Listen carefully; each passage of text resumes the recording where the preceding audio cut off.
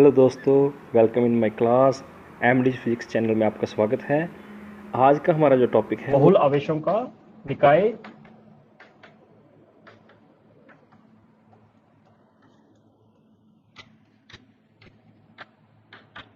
मतलब जो अगर बहुल आवेशों का निकाय है उसके अंदर जो आपका कूलम्ब बल है वो किस प्रकार से आरोपित होता है, उसकी गणना किस प्रकार से की जा सकती है, उसकी दिशा क्या आएगी और आपके क्या कहते हैं उसका परिमाण कैसे ज्ञात किया जाता है। तो सबसे पहले जो हम देखेंगे इसके अंदर अध्यारोपण सिद्धांत, स्टेप बाय स्टेप। सबसे पहले आपने जो लगाना है इसके अंदर जो लगेगा वो लगेगा अध्यारोपण का सिद्धांत। फिर उसके बाद मैं आपको बताता हूँ कि बहुल आवेशों का जो निकाय होता है वो क्या होता है। अध्यारोपण का सिद्धांत सिंपली जो आपके क्या कहते हैं कि जो बहुल आवेशों का निकाय होता है इसके अंदर क्या होता है कि इसके अंदर दो से अधिक आवेश अगर स्थित हों, ऐसा निकाय जिसके अंदर आपके क्या हो, दो से अधिक आवेश उपस्थित हो, तो प्रत्येक आवेश पर अन्य आवेशों द्वारा जो लगाया जाएगा बल, जो कुल परिमाण होगा उसका, तो वो किस प्रकार से ज्ञात करते हैं, वो हम अध्यारोपण सिद्धांत से करते हैं। तो कैसे देख लेते हैं एक बार। बहुल आवेशों, बहुल आवेश आते आपके माइंड में आ जाना चाहिए कि दो से अधिक आवेश। बहुल आवेशों के किसी निकाय में, किसी निकाय में किसी एक आवेश पर अन्य आवेशों द्वारा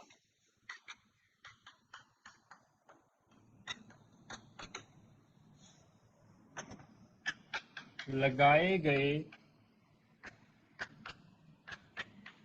बलों का परिणामी बल, इन सभी बलों का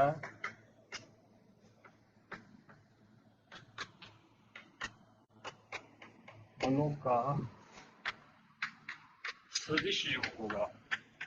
उस दिन हमने पढ़ा था बीजगणितीय योग, आज हम पढ़ रहे हैं एक सदिश योग। सदिश योग होता है। पहले अध्यारोपण सिद्धांत आपके माइंड में आना चाहिए, उसके बाद में फिर आगे चलेंगे। और जो आपका बहुल आवेशों का निकाय है इस पे बहुत सारे न्यूमेरिकल आते हैं, आपका कंपटीशन एग्जाम में जरूर आता है। ठीक है, तो यहाँ पे अध्यारोपण का सिद्धांत क्या हो गया। अध्यारोपण का सिद्धांत यही होता है कि सदिश योग होता है। ठीक है, कोई भी हो सकता है, आगे विद्युत क्षेत्र पढ़ेंगे कहीं पे, जिस सदिश राशि के अंदर अगर अध्यारोपण का सिद्धांत लगाएंगे तो वो क्या होगा, हम कह देंगे कि सदिश योग होता है। यहाँ पे आपके पास क्या हो गया, जो आपका अध्यारोपण का सिद्धांत है कि बहुल आवेशों के किसी एक निकाय के अंदर कोई अगर किसी एक आवेश पर अन्य आवेशों द्वारा जो बल लगाया जाए, जो नेट बल लगेगा वो क्या होगा, उन सभी के द्वारा अकेले के जो सारे एक बल लगाएंगे ना, उन सभी का क्या हो जाएगा, सदिश योग हो जाएगा। ठीक है, आप लिख सकते हैं सिंपली,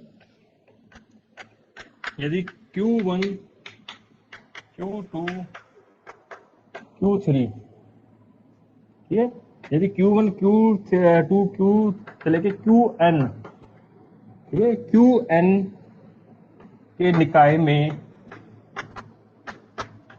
Q1 आवेश पर अन्य बलों द्वारा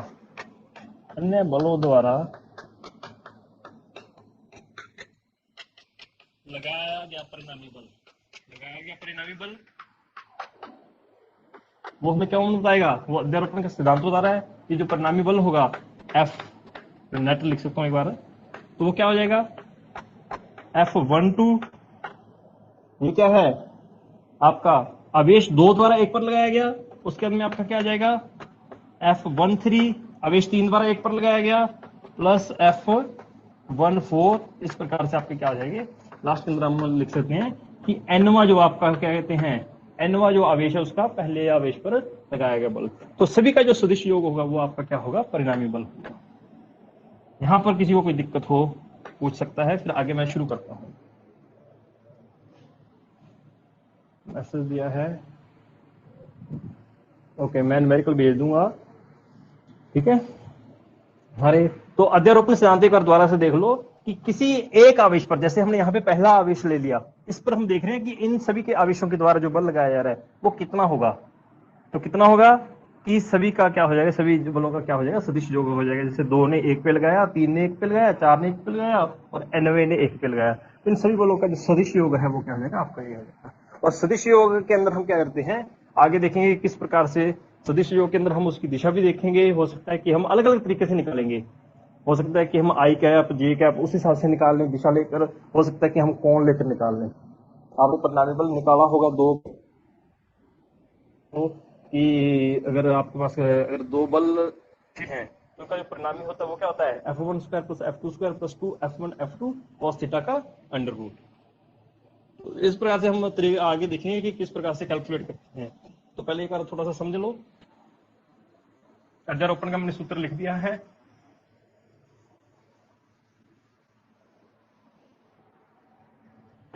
अगर मैं कह दूं कि मेरे पास क्या है कि Q1 तीन का देख लेते हैं, तीन आवेश का पहले निकाय, फिर हम बहुल का लिख लेंगे। ठीक है, Q1 Q2 Q3 का क्या है कि स्थिति सदिश, स्थिति सदिश क्रमशः क्या है, R1 R2 और R3 है। ठीक है, R1 R2 R3 है, सदिश है तो सदिश लिखना है। तो अगर डायग्राम देख लेते हैं हम यहाँ पे, यहाँ पे हमारा क्या है, Q1 आवेश रखा हुआ है बिंदु A पर। हम कह सकते हैं बिंदु जो आपका क्या कहते हैं, हम ले लें यहाँ पर बिंदु B है, यहाँ पर हम ले लेते हैं, इस पर हमारा Q2 आवेश रखा हुआ है, यहाँ पे हमारा क्या है मूल बिंदु। सर R1 R2 R3 के ऊपर कैप नहीं आएगा? नहीं बेटे, यहाँ पे मैं स्थिति सदिश कह रहा हूँ, इकाई सदिश नहीं कह रहा। ठीक है, इकाई सदिश है वो दिशा को आगे बताता है, और यहाँ पर क्या आ गया आपका Q3, ये आपका सदिश है अभी R1, ये क्या आ गया आपका R2 हो गया, और एक बना होगा आपका R3। ठीक है, इसके आगे की दिशा इनकी R1 cap R2 cap R3 cap है। तो अब मैं देखूं कि इसके द्वारा जो इस पर लगाया जाएगा बल किस प्रकार से लगाया जाएगा। समान प्रकृति के हम मान लेते हैं Q1 Q2 Q3 है, तो इसके हम क्या होगा, ये प्रतिकर्षण लगाएगा, इस दिशा में लेंगे। अगर Q2 समान प्रकृति है तो ये दूर की तरफ जाएगा, तो यहाँ पे आपका क्या हो सकता है, इसको F12 आ गया।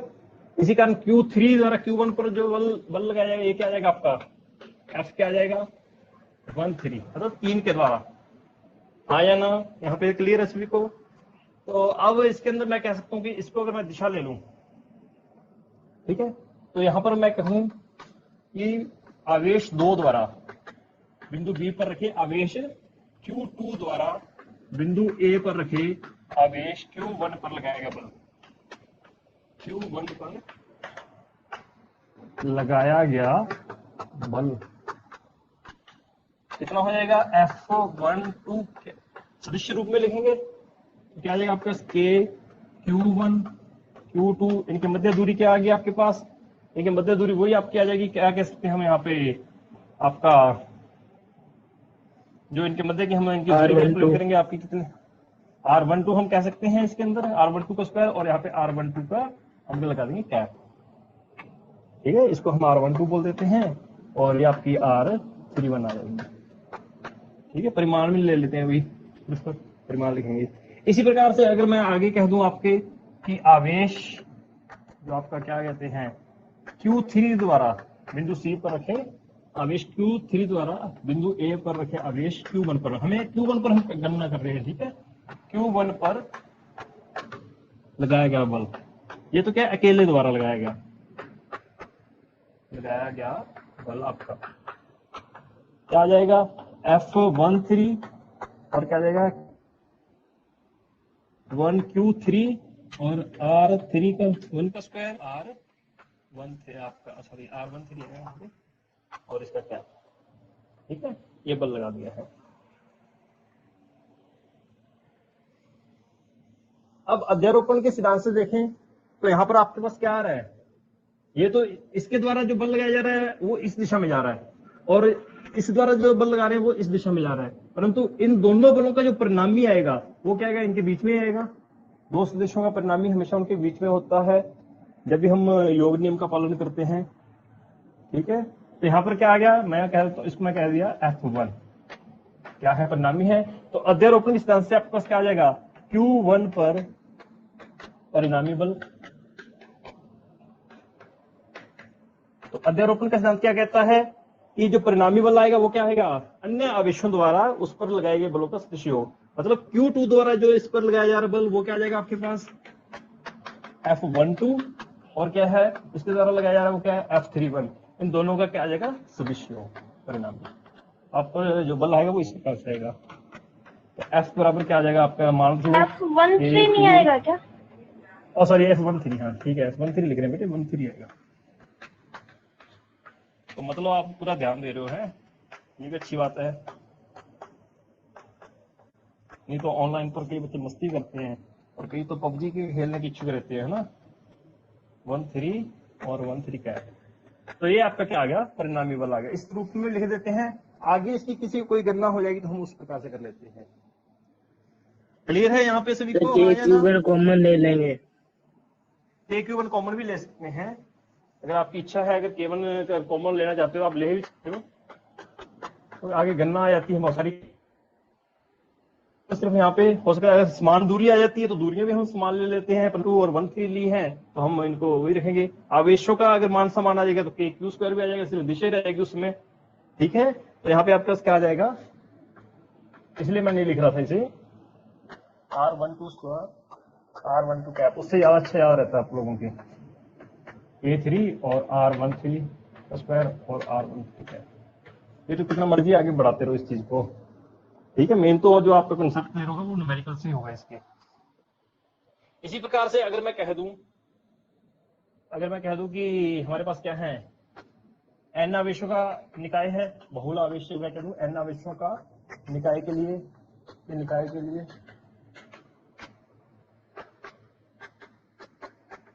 इसी प्रकार n आवेशों के निकाय के लिए परिणामी बल ना Q1 पर हम देखेंगे परिणामी बल आपका Q1 पर देखें तो वो क्या आ जाएगा। मैं सिंपल सूत्र लिख रहा हूँ, ठीक है, डायग्राम भी बना सकते हैं बहुत सारे। यहाँ पे बल लिख देंगे, Q2 यहाँ पे लिख देंगे, n इधर लिख देंगे, सभी का आ जाएगा। तो उसके अंदर क्या करते हैं, जो लिखेंगे हमारे पास क्या आ जाएगा कि Q1 को अगर बाहर लिख लें तो Q2 R12² R12 कैप, क्योंकि दिशा प्लस माइनस देखेंगे आगे न्यूमेरिकल के अंदर आपको सारा समझाऊंगा किस प्रकार से।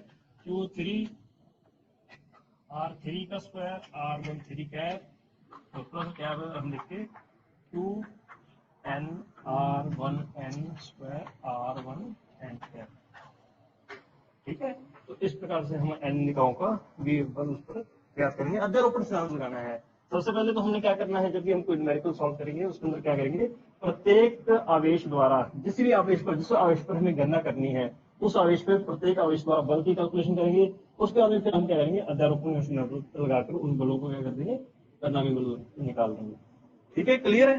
तो अभी उदाहरण देखो इस पे।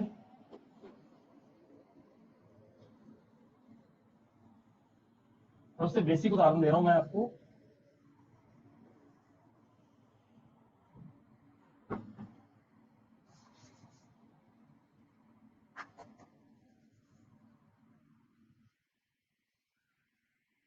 यदि 2 माइक्रोकुलाम तथा 3 माइक्रोकुलाम जो परस्पर 2 सेंटीमीटर दूरी पर है को मिलाने वाली रेखा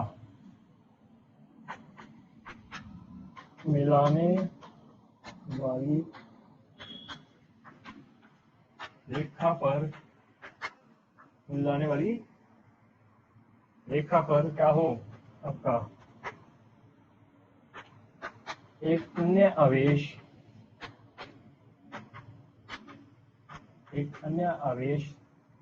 हम ले सकते हैं 1 माइक्रोकुलाम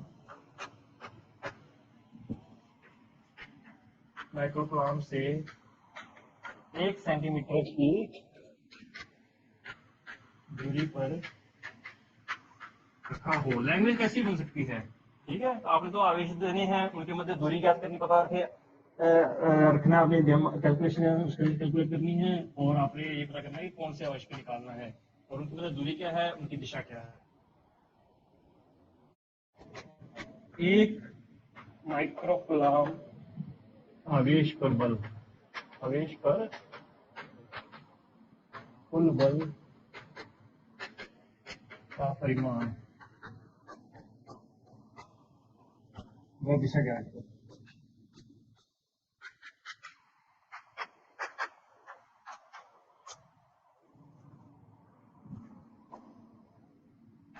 ठीक है, तो हम मान लेते हैं कि जो रेखा है वो एक्स अक्ष ही है। ठीक है, मिलाने वाली रेखा आपकी क्या है, एक्स अक्ष है। मैं कहता हूँ यहाँ पे मेरा जो है 2 माइक्रोकूलम रखा हुआ है। ये एक बिंदु पर ए भी लिख सकते हो आप, बिंदु ज्यादा अच्छे से समझाना है तो यहाँ पे आपके पास एक तरह है, बिंदु बी है। इससे उन्होंने कहा है कि 1 सेंटीमीटर दूर लेंगे। ये दोनों तरफ भी ले सकते हैं, अगर यहाँ पर नहीं दिए हो तो हम इस साइड भी लेकर कर सकते हैं। तो हम इस साइड लेते हैं 1 माइक्रोकूलम। ये 1 सेंटीमीटर की दूरी है आपकी, और ये आपकी कितनी है, 2 सेंटीमीटर की। ठीक है, तो 1 माइक्रोकूलम पर पूछा है, 1 माइक्रोकूलम पर हमने कह दिया ए बी सी इस प्रकार से रहते हुए। तो आपके अगर इस पर देखें सबसे पहले तो ए द्वारा जो सी पर लगाया जा रहा बल, अब आपको पता है कि आपके लिखा हुआ है 2 माइक्रोकूलम, 3 माइक्रोकूलम, 1 माइक्रोकूलम। तो सबसे पहले इनकी प्रकृति देखो, सभी की क्या है, समान प्रकृति है, धनात्मक है। तो इसका मतलब क्या है, इनके मध्य जो बल लगेगा वो कौन सा बल लगेगा, प्रतिकर्षण बल लगेगा। तो ए पर जो आवेश रखा है 2 माइक्रोकूलम, वो इस पे क्या कर रहा है, प्रतिकर्षण इस दिशा में लगेगा, इस दिशा में।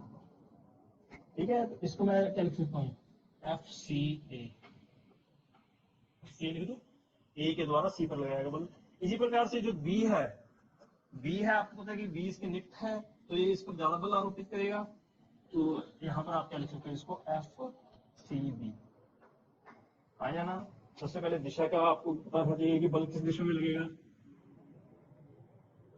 अगर हम बल का अगर डायरेक्शन इस तरह के चित्रण कर लेंगे तो हमारा न्यूमेरिकल ज्यादा आसान हो जाएगा। तो यहाँ पर आपके पास क्या है कि आपने देखना है कि पहले क्या उनसे दिए हुए हैं, धनात्मक ऋणात्मक दिए हुए हैं। अगर धनात्मक दिया हुआ है तो आपने प्रतिकर्षण शो कर देना है, अगर ऋणात्मक दिया है तो आपने आकर्षण शो कर देना है। ठीक है, तो अब सी पर है तो हमारे इसके द्वारा प्रतिकर्षण लगेगा, वो भी इस दिशा में लगेगा। समान एक ही दिशा में मिलाने वाली रेखा है, तो आपको मैंने बताया कि दो जो आवेश होते हैं उनके मध्य जो बल होता है, चाहे आकर्षण हो या प्रतिकर्षण, वो क्या होता है, हमेशा उनके मिलाने वाली दिशा के अनुदिश होता है, मिलाने वाली रेखा के अनुदिश होता है। ठीक है, तो यहाँ पर आपका ए के द्वारा जो सी पर है वो भी इनके दिशा के अनुदिश आएगा, बी जो सी पर आरोपित करेगा वो भी इसी दिशा के अनुदिश ही आएगा, दोनों प्रतिकर्षित कर रहे हैं। ठीक है, अब मेन चीज, अब हम सूत्र लगाएं।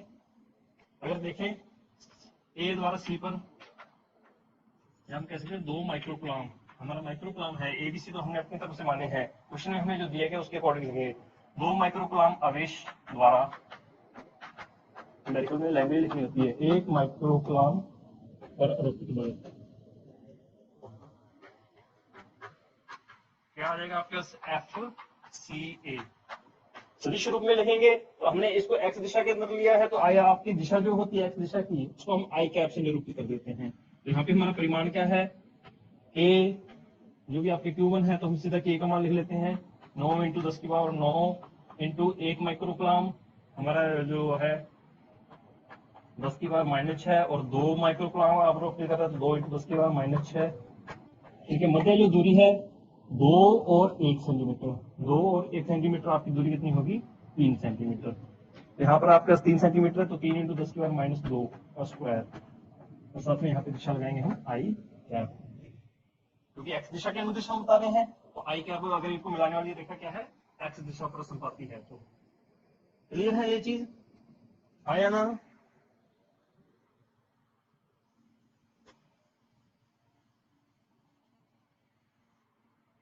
उसके बाद में हम क्या लिखेंगे, 3 माइक्रोकूलम आवेश द्वारा 1 माइक्रोकूलम जो आवेश है,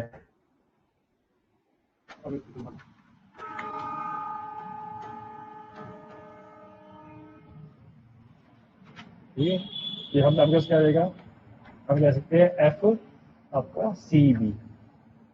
ठीक है, एफ सी बी, तो इसको भी लिखेंगे 9 इंटू 10 की पावर 9, 1 इंटू 10 की पावर -6 इंटू आपका क्या है 3 इंटू 10 की पावर -6। अब इनके मध्य जो दूरी है वो कितनी है, 1 सेंटीमीटर है। तो यहाँ पर मैं क्या लिखता हूँ, 1 इंटू 10 की पावर 2 का स्क्वायर, और ये भी आई कैप ही है, सेम दिशा में है। अगर हो सकता है कि आकर्षण बल होता है इस दिशा में आया था तो हम माइनस आई ले लेते, विपरीत दिशा के अंदर आएगा तो। ठीक है, यहाँ पर आपके पास क्या आ गया, ये आपके दोनों बल आ गए। अब ये दोनों बल अलग अलग बल आए हैं, अब हमें निकालना परिणामी। हम कह सकते हैं 1 माइक्रो कूलम्ब आवेश पर परिणामी बल। परिणामी बल अध्यारोपण का सिद्धांत क्या कहेगा कि हमने कह दिया कि 1 माइक्रो कूलम्ब पे हमारे सी पे रखा, तो हम एफ सी ही कह देते हैं इसको।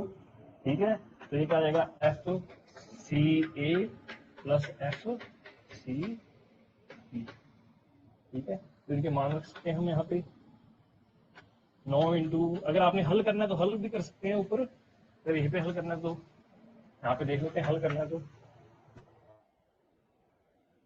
इस तरह यहाँ पे आ जाएगा 10 की पावर -6 है, तो यहाँ पे 10 की पावर -2 रहा है, -2, 10 की पावर -8, और यहाँ पे 10 की पावर 9 है, तो 10 रह गया। तो ये आपका कितना आ गया, 270 आई कैप मीटर। ठीक है, अगर इसको भी आपने हल करना है तो इसके अंदर देख लो आप, 3 से आपका ये 9 है, 9 से 9 कट जाएगा, 3 का स्क्वायर 9 आ जाएगा, 10 की पावर 4 है, तो आपके पास यहाँ पे 10 की पावर -2, 10 की पावर -8 और 10 की पावर 9 है, तो 10 रह जाएगा आपका, तो सिर्फ क्या आ जाएगा 20 आई न्यूटन। इनके परिमाण मान है। एफ सी आपके पास कितना आ रहा है, 270 आई कैप आ रहा है, और कितना आ रहा है आपके पास 20 आई कैप।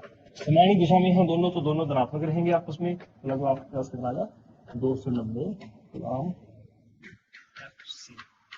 ठीक है, ये तो आपका कैलकुलेशन है। अब हमें उत्तर परिभाषा के अंदर कुछ है तो हम लैंग्वेज में लिखेंगे, तो हम कहेंगे, ठीक है, तो हम क्या कह सकते हैं, 1 माइक्रो कूलम्ब आवेश पर जो आपका क्या कहते हैं परिणामी बल है ना, फिर न्यूटन की जगह डाइन भी रख सकते हैं। डाइन जब सीजे से लेंगे तब लेंगे, सीजे से मात्रक रखेंगे तब लेंगे। मैंने एमकेएस के अंदर सॉल्व करा तो आपको पता है कि ऐसे ही मात्रक होते हैं। कैलकुलेशन के अंदर ज्यादातर जो भी हम कैलकुलेशन करते हैं वैज्ञानिक स्वरूप के अनुसार, हमेशा जो आपके मात्रक हैं वो आपको ऐसे ही मात्रक लिखने चाहिए फाइनल कैलकुलेशन के अंदर। अगर आपसे कोई उत्तर पूछ रहा है कंपटीशन एग्जाम के अंदर तो आपको ऑप्शन मिलेंगे, उसके हिसाब से आपने निकालना है। अगर डायरी में न्यूटन में तो जब आप पूरा सब्जेक्टिव जो पेपर मात्रक जो है वो ऐसे मात्रक लिखने चाहिए। तो 11वीं की किताब को लिखना, उसके अंदर मात्रकों के लिए कुछ नियम लिखे होते हैं, वो पढ़ना, मात्रकों को कैसे लिखा जाता है, जो साइंटिस्ट के नाम। सर इनकी डायरेक्शन तो बता दो। डायरेक्शन ये लिखा हो ना, देखो आई कैप, यहाँ पे तो हमारे कैलकुलेशन के अंदर क्या आ रहा है, यहाँ पे आई कैप लिख रहा हूँ। आगे जब लैंग्वेज हम लिखेंगे, तो क्या कहेंगे, 1 माइक्रो कूलम्ब आवेश पर जो परिणामी बल है वो कितना रहा है, 10 की पावर 90 न्यूटन, 2 माइक्रो कूलम्ब तथा 3 माइक्रो कूलम्ब आवेश को मिलाने वाली रेखा के अनुदिश बाहर की ओर, आवेश को मिलाने वाली, अगर हमें वहां पर एक्स अक्ष वाई अक्ष उस पर क्वेश्चन में दिए होते तो हम उसके हिसाब से लिख देते, परंतु यहाँ पर हमारे पास क्या है, मिलाने वाली रेखा के अनुदिश बाहर की ओर और होता है, क्या लगता है बाहर की ओर लिए। ठीक है, तो इस प्रकार से आपने लिखना है, उसका परिमाण और क्या कहते हैं उसकी दिशा, दोनों चीजें आपने बतानी है। क्लियर है ये क्वेश्चन? इसमें तो सिंपल सा क्वेश्चन है, Yes, sir. बेसिक सा क्वेश्चन था। आगे मैं क्वेश्चन आपको देता हूँ, क्योंकि इसका न्यूमेरिकल पे आपका कंसेप्ट क्लियर होगा जब न्यूमेरिकल करेंगे। ठीक है, एक क्वेश्चन और दे देते हैं आपको, मैं शो कर देता हूँ सामने। आया क्वेश्चन सामने?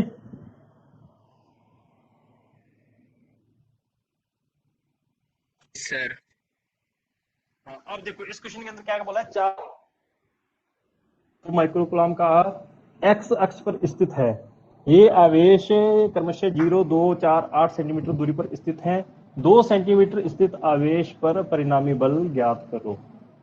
ठीक है, तो यहाँ पे हमें एक्स अक्ष दे दिया है, तो एक्स अक्ष पर है तो इसका मतलब क्या है, जो बल होगा, जो परिणामी बल आएगा उसकी जो दिशा आएगी वो भी एक्स अक्ष में आएगी। अब देखते हैं वो उसके माइनस एक्स में आएगी या प्लस एक्स में, वो क्वेश्चन के अकॉर्डिंग हमें पता चलेगा।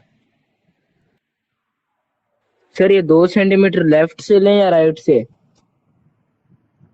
अब देखो 2 सेंटीमीटर कहाँ पर बोला है, 2 सेंटीमीटर आपके एक जीरो दिया है जो 2 सेंटीमीटर पर स्थित है। अब आपको पता है कि आवेश दे रखे हैं, एक 0 सेंटीमीटर पर है, एक 2 सेंटीमीटर पर है। लैंग्वेज को पढ़ो थोड़ा सा। 4 है और 8 सेंटीमीटर पर। अब उन्होंने क्या है 2 सेंटीमीटर पर जो आवेश स्थित है उस पर निकालना है। तो आपको स्थितियां 4 स्थितियां दी है ना, एक स्थिति पर पूछा है। डायग्राम ड्रॉ करो इसका। सर इसमें तो प्लस और माइनस दोनों डायरेक्शन आएंगे फिर। बिल्कुल आएंगे, बिल्कुल आएंगे बेटे। तो सर फिर फाइनल डायरेक्शन कौन सी लेंगे? फाइनल तो परिणामी किस डायरेक्शन कौन सी होगी, जिस साइड बल ज्यादा होता है। डायरेक्शन तो वही होती है ना, जब भी अगर हम किसी वस्तु को खींचते हैं, अगर यहाँ पर मैं 2 बल लगा रहा हूँ सामने, तो इस साइड अगर मेरा बल ज्यादा है तो इस साइड दिशा, ये दिशा में हो रहा है, तो सर माइनस आएगी फिर तो। जिस साइड बल का माइनस देखते हैं। 90/4 माइनस आई कैप। 90 माइनस आई कैप 90 नहीं आएगा। 90 बटा कहाँ से बोल रहे हो? 90 आई कैप सीधा बोल सकते हो, 90 तो नहीं आएगी यार। देखते हैं, आपको बोला हुआ जैसे डायग्राम देख लो। मैं बोल रहा हूँ कि ये मेरा 0 पे है, ये मेरा 2 सेंटीमीटर पे है, ये मेरा 4 पे है, और ये मेरा 2, 6, 4 और ये मेरी 8 सेंटीमीटर। यहाँ पर मेरे क्या है 2 माइक्रोकूलम आवेश, 2 माइक्रोकूलम।